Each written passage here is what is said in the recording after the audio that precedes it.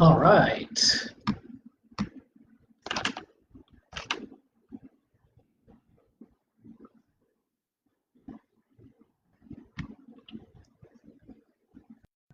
Let's get this done.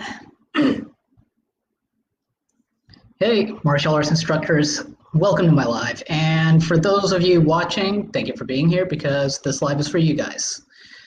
So, a little food for thought here. How many of you guys take care of your own email copywriting in-house?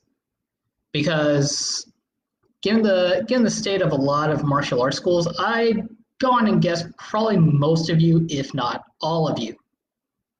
Now, another question. How many of you have different types of campaigns? See, the problem that I noticed with email copywriting in martial arts is, the first one is that it's probably taken care of in-house. Now, this actually isn't a problem per se until you pair it up with the second thing that I notice about email copywriting in the industry. It's usually the same damn type of email all the damn time, and it's always some kind of broadcast or some blanket announcement of whatever's going on with the industry, well, with you. Now, don't get me wrong, there's nothing wrong with the broadcast. You can just do broadcast depending on what you're trying to achieve, but email has more nuances that can help you get a lot more out of it. The broadcast tier list is simple. There's no doubt about that. You send a blast to your audience, you see the responses, and then you count how many people enroll and you count the money so you can figure out where you go from there. It has its place. But different kinds of campaigns have different kinds of results and different kinds of conditions where they're particularly effective.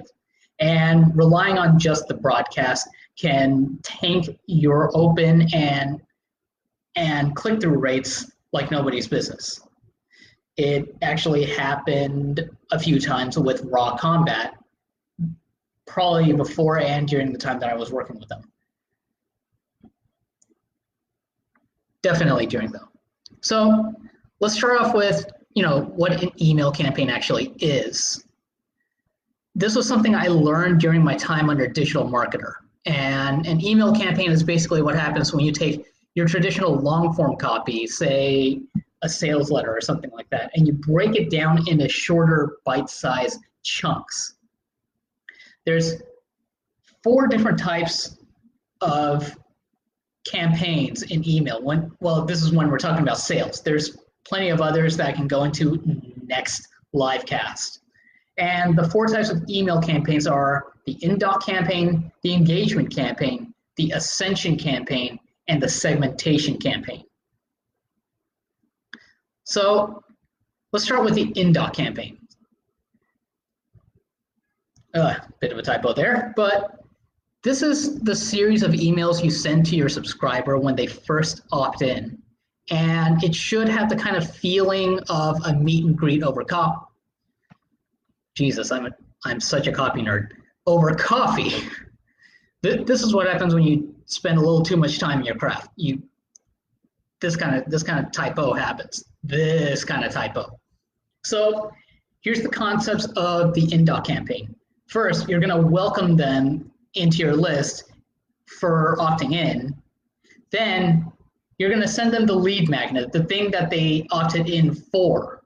Maybe it's a 1-month free trial to your online program. Maybe it's some kind of ebook. Maybe it's, I can go on with this, but it's some small freebie that's valuable enough to help your audience without necessarily giving them the entire damn house. Third concept of IDNDOT is that you want to set expectations for what your emails are going to be like. You're going to talk about how frequently you plan to email them. You're going to talk about what's in it for them to open those emails. And then you're also going to tell them that, yes, you're probably going to pitch a thing here and there, if not very regularly, because email marketing is still fairly goddamn profitable. Fourth concept, you want to immediately disqualify people who only opted into your list for a freebie. And here's why. Email blasts can cost money, especially when you have a large list. Now, this isn't an issue if you're on something like MailChimp and you only have like 2,000 members. But if you have anything over 2,000, even 2,001, an email service provider like MailChimp will start charging you to send out emails.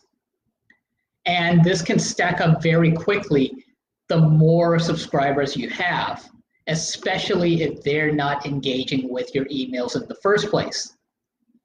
And one example I've seen of all four of these really coming together was on Ben Settle's email list.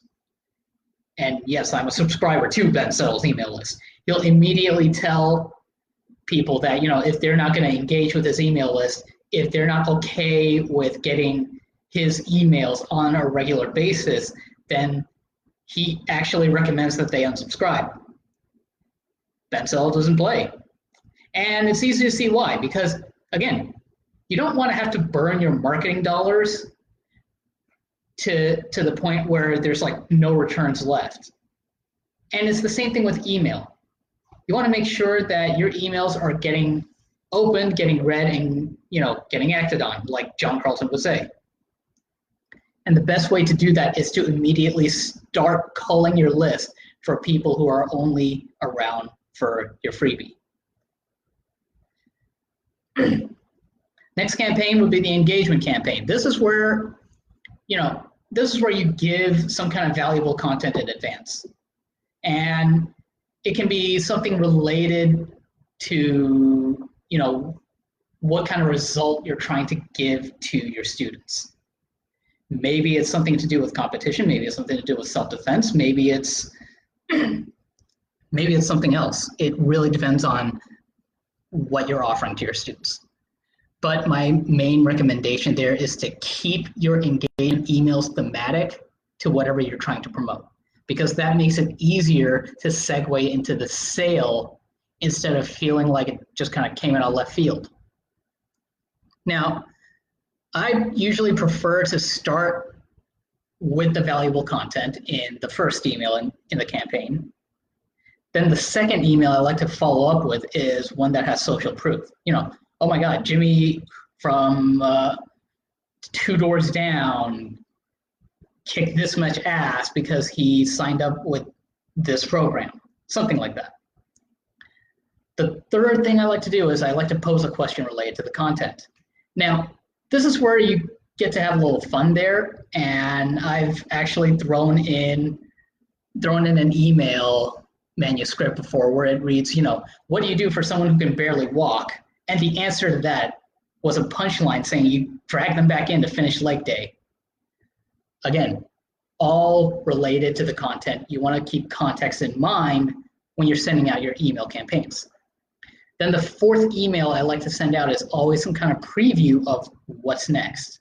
So in that way they can expect it, they can open it, and they can actually go through the email. Another thing I should tell you right now is that with email copy in your sequence, in your indoctrination sequence, you want to be sure that you prime your readers to actually read your emails all the way through. And the best way to do that is, again, outline what's in it for them if they scroll all the way down and see if there's anything they like there. So another thing I want to make a note of is that, yes, you don't want to just send out an engagement campaign willy-nilly. It's always part of a sequence. So there's 2 types of emails in email marketing. There's the broadcast campaign, which a lot of martial arts schools already do. I've seen newsletters, predominantly newsletters. And they do that fairly well, but the engagement campaign and the indoctrination campaign are what we call a triggered email campaign. This is something you send out in response to someone opting in, and the engagement campaign follows along with the indoc. So next campaign is the Ascension Campaign. This is where you get to upsell or cross-sell to people who engage with your engagement campaign. And it's kind of like the engagement campaign in format, where I like to send out the upsell or the cross-sell email with whatever is being offered. Then the next email I send out is one with social proof, giving what kind of results someone got from the program that's being promoted. Third email, again, I like to pose a related question, but the fourth email is where it gets a little different, because I like to send out a last call email with a teaser for what's next. And the thing with this email in particular is the reason why it works is I can either say, it's not that we're running out of space, it's just we're not going to bother talking about it. You can probably find it online, but good luck. Or if you are running something where there's some infrastructure involved, you can say, hey, we only have X amount of spaces left. It's going to be a while before we can reopen again. So if you want it, this is your time. And the Ascension campaign can transition into segmentation. But fair warning about the last call email, you want to have teeth to it, right? You don't want to just make some kind of empty promise saying, hey, this is probably the last time, this is probably the last time I'm going to talk about it for a while, and then bring it up 2 months later. No, a while here is probably somewhere around a year later or 6 months later, something like that. You want it to be a fairly long time until you bring it to their attention again. And it's the same thing with infrastructure related issues. You don't want to just say, hey, we have 5 spaces left, when in reality you have 10, and you're just trying to get people to rush over, and somehow someone catches wind of that. No, marketing has to be done ethically, people. And you want to make sure that what you're promising happens. Otherwise, there's no reason to trust you. So, again, the Ascension campaign is part of a larger sequence, so you don't want to broadcast this either.